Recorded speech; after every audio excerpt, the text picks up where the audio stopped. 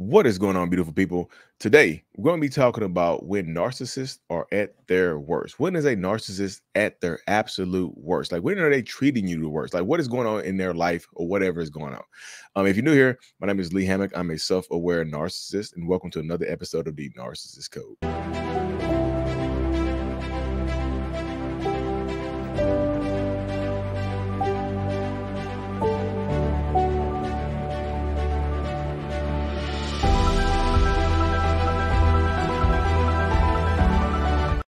Welcome back, folks. Yes, yes, yes. I love the theme music. I'll be back here dancing behind the scenes over on StreamYard about narcissists, y'all. I'll be dancing about doing a little narc dance. It's like you ever seen the movie Hitch?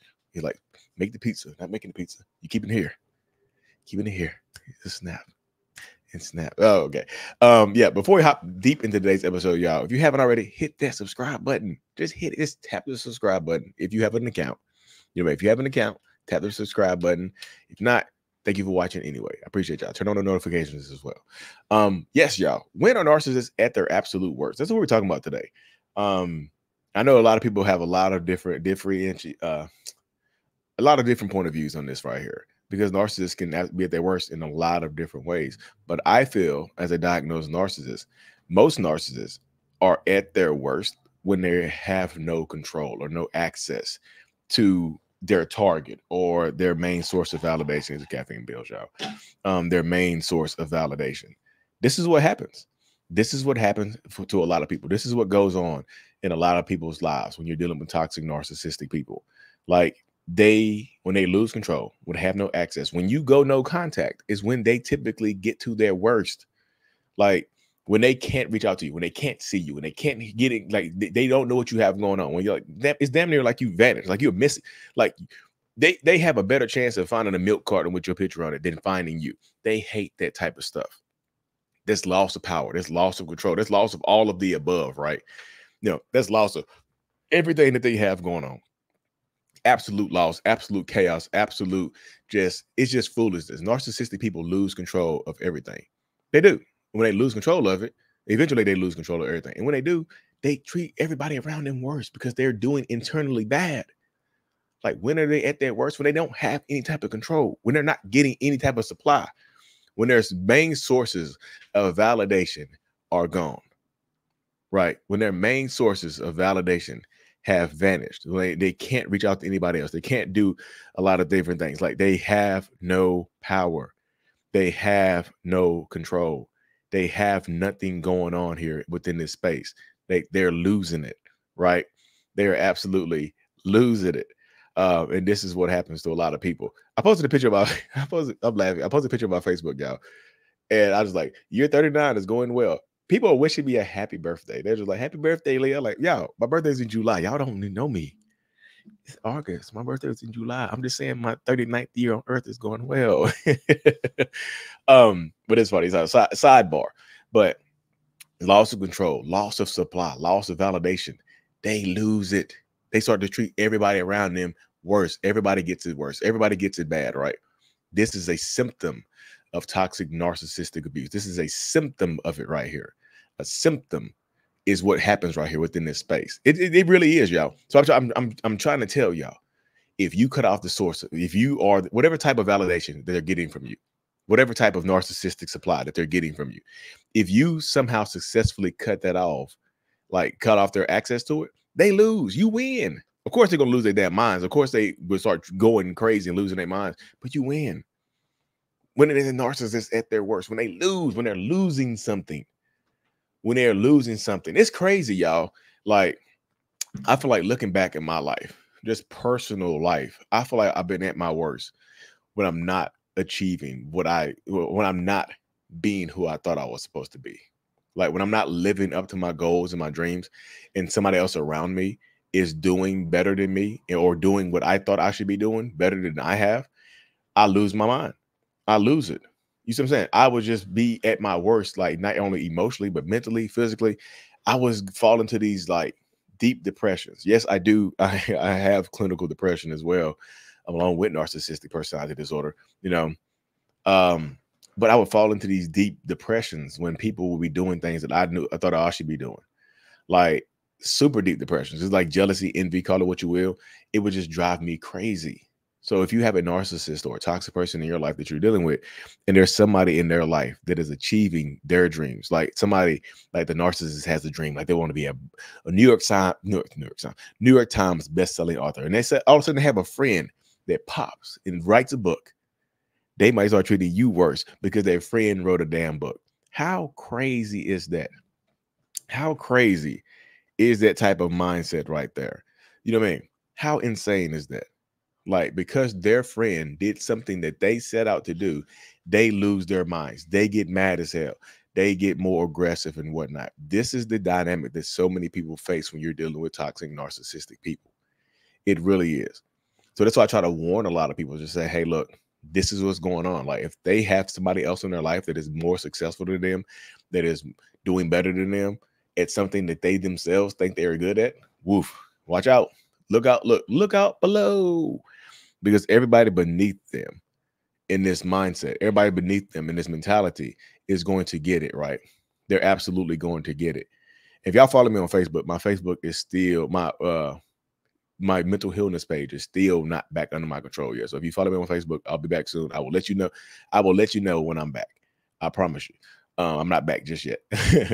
But narcissistic people will absolutely treat other people around them worse when they lose. Like when they lose somebody close to them as well. It's not just when they lose supply. If they lose somebody close to them, and this is typical for, I think, for most people though. Like if you have if you suffer a loss, there's someone that you love or care about, or a pet or companion or something like that, a friend of the family, a pet, an animal that you grew up with or whatever, you might be acting the same way. So that's kind of here, neither here nor there with it. But narcissistic people tend to get a little bit more snappy. A little bit more, they have a little bit more fire in there, a little bit more flame within them when they are behaving, when things are not going their way, so to speak, when they're not getting what they think that they deserve, when they're not when they're, like I said, not getting or somebody, they lose somebody close to them and whatnot. And this happens all the time. Like I said, that's what I was saying. Like if you're dealing with a narcissist, y'all, this is kind of the life that you're going to get right here. And it can be very sad to say, because they will treat you worse just because somebody else is doing better, just because they've suffered a loss. And very rarely, if ever, will they offer you any type of sincere apology for their horrible behaviors towards you. They'll blame it on everybody else. Like, I was going through some things, and I didn't know how to react, and you should have left me alone. What? Huh? I should have left you. Like, damn, you can't apologize. You swung at me. You threw a bottle of soy sauce at me, and you can't apologize. Damn, that you slung that Sweet Baby Ray's barbecue sauce towards my head, and you can't apologize because you think I deserve it. Yeah, cut off the supply, cut off the access. You'll see who they really are. Cut off. That's why I do a lot of videos about blocking and going no contact, because this is when narcissists are at their worst. Like another time, I'll give you this one more moment right here. Another time when narcissists are at their worst is when they are bored with you, right? You don't even have to cut off the supply. Whatever supply that they're getting from you is not as fulfilling as it used to be, right? So they start to treat you differently because the supply that they get from you is not the same. It don't have the same oomph to it, right? It doesn't have that same, they don't get the same level of supply or validation that they normally get from you. Whether you cut it off or not, it just runs low.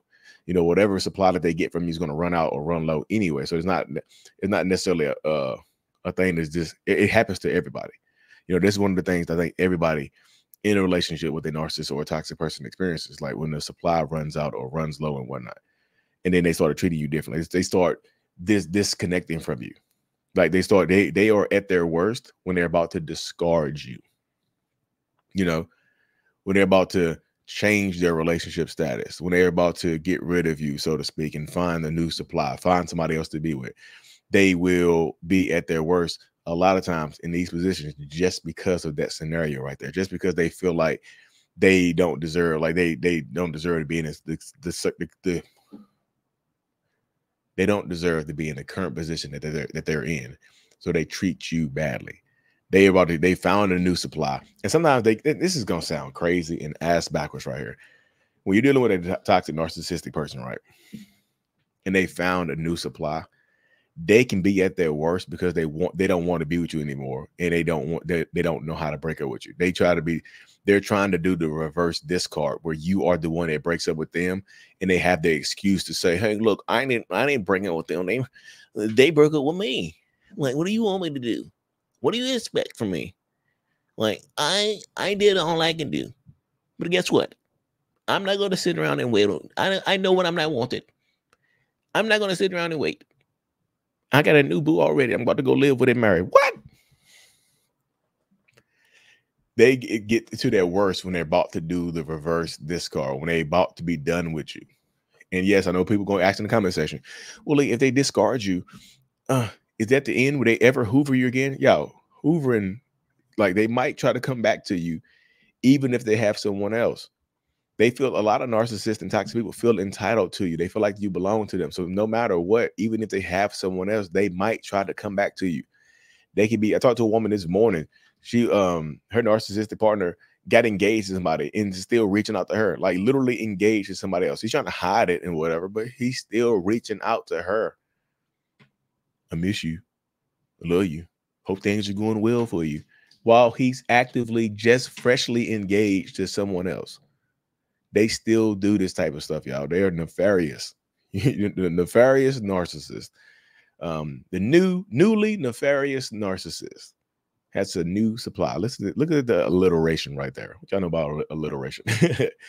Anyways, y'all, thank y'all for tuning into another episode. Y'all, appreciate y'all being here with me and battling through this. If y'all do not know, very first in-person workshop is September the 14th in Washington, D.C.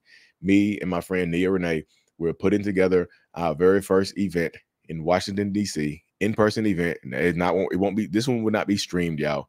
It's an in-person event. You can find more information about it at mentalhealness.net/events. mentalhealness.net/events. Go to the bottom of the screen, get registered up, y'all. We will see y'all in DC, big old DC. Anyways, y'all, subscribe to the channel. As always, Mental Healness is out. Peace. Thank you so much for making it to the end of my video. I am extremely grateful for you. Have no idea. If you haven't already, make sure you go ahead and subscribe to the channel. Helps reach more people. And click on the screen to watch another video or to browse through another playlist. There's also a link on the screen to check out my courses and my support groups to help you heal and understand what you've been through. Thank you so much.